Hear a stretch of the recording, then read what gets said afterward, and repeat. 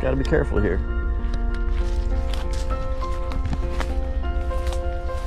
Train.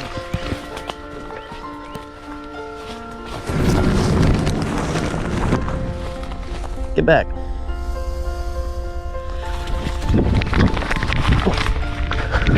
Eslin and his son Cameron were at their local pond trying to have a fun fishing session, hoping that everything would go as planned.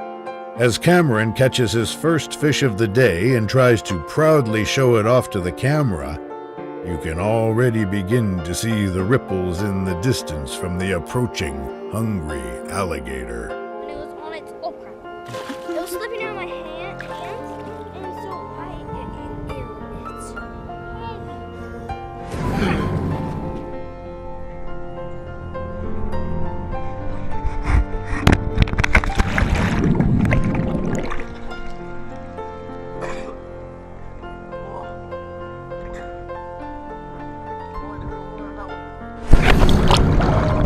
The crocodile thankfully missed its bite.